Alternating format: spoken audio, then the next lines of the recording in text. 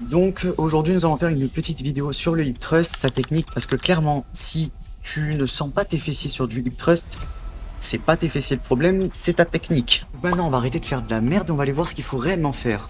Le hip thrust c'est vraiment un exo phare pour le fessier, donc c'est pas le seul évidemment, mais c'est vraiment un des exos classiques qu'on fait. Mais le truc c'est que mal exécuté, forcément ça ne donnera pas de résultat et ça fera encore un leg day parmi tant d'autres. Tu vas donc voir qu'il y a 3 tips importants. Les pieds à 90 degrés parce que sinon tu ne vas pas être sur les fessiers si tes tibias sont plus avancés ou moins avancés.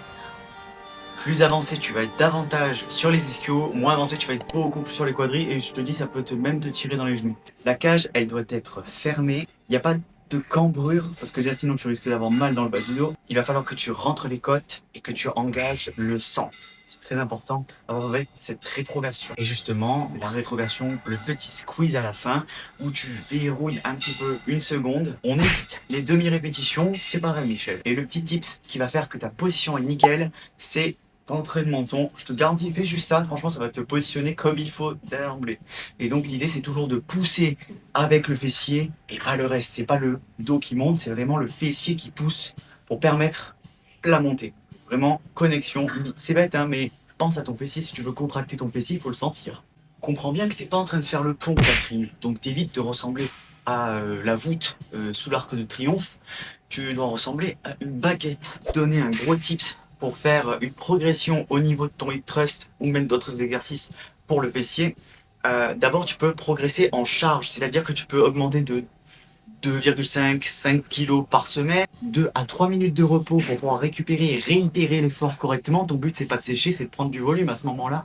Tu peux maximiser l'effort avec des RPE, donc en gros c'est ta table de ressenti. L'idée c'est d'essayer de se confronter à l'échec, donc presque à l'échec, à la limite économiser une rep, mais voilà il faut aller vraiment au bout de l'effort, il faut que ça te brûle, il faut que ça te pique, il faut que ça fasse mal, il faut qu'il y ait une tension. Tu comprends, tu le sais, pas de tension, pas de cucu. La deuxième option, finalement, c'est de progresser au niveau du tempo, c'est-à-dire de ralentir tes répétitions, passer par exemple de 2 secondes de descente à 3, de squeezer 2 secondes. Finalement, en fait, c'est de rythmer et de contrôler ta répétition pour être vraiment focus en tension sur le muscle en question. Si tu as de la tension mécanique et que tu contrôles, forcément tu auras des résultats puisque tu as une énorme stimulation. Et la dernière option, c'est de progresser sur le volume. Tu augmentes le nombre de séries, tu augmentes le nombre d'exercices, tu augmentes le nombre de répétitions. Donc tu peux faire par exemple 3-4 séries, puis 5, 6. L'intensification de tes séances, c'est ce qui va te donner de l'intensité, de la densité. Une fois que tu as acquéri une super technique où tu as de très bons ressentis, là tu peux chercher à progresser sur l'exercice avec justement ces tips-là, c'est-à-dire la charge, le tempo ou le volume. Tu peux faire par exemple du pyramidal, du léger vers le lourd, puis un retour au léger, des rest pauses avec 10 répétitions, 10 secondes de pause, tu réenchaînes directement avec 5 à 8 reps. Tu peux faire des doubles contractions ou un hold final, c'est horrible ça, je l'ai testé, c'est vraiment incroyable. C'est que tu fais tes répétitions et à la fin de ta série, tu restes en isométrie en haut, donc c'est-à-dire tu restes bloqué en haut 10 secondes, je te jure que ça pique. L'idéal pour construire un fessier volumineux, c'est de faire à minima 2 séances, voire 3, mais pas que du lourd.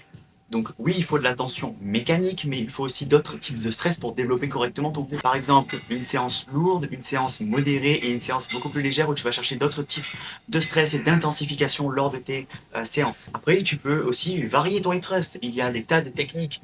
Donc tu as le hip thrust classic bar, prendre des bandes. Tu peux avoir des sangles, du frog thrust. T'as plein de choses à faire. L'idée, c'est de toujours aller à la contraction volontaire. Tu vois, tu dois vraiment avoir la volonté, peu importe la charge, d'avoir une contraction au niveau de tes fessiers. Tu vois, tu es là, tu contractes, tu sens ton fessier. L'idée, c'est toujours aller chercher ça. Donc, si je devais résumer ce qu'il faut pour augmenter le volume de ton fessier, ça serait d'avoir d'abord une bonne technique, une progression structurée, charge, tempo, volume, d'attaquer le booty 2 à 3 fois par semaine, d'avoir des méthodes d'intensification dans tes séances, de varier stratégiquement tes entraînements avec des laps de temps logiques et calculés, et évidemment la contraction volontaire à chaque répétition. À ça, tu alignes ton repos, ta récupération et aussi ton alimentation, et tu auras le fessier que tu désires. Ne me compare pas le truc à un BBL, même, Poulette, parce que tu vas pas avoir ce BBL. C'est de la merde, ça c'est caca gouda, ça poubelle. Nous on veut un cucu musclé avec des grosses cuisses. Voilà. Et là tu vas sentir ton fessier qui pourra enfin avoir plus de volume. Gros fessier. N'hésite pas à me suivre pour plus de tips.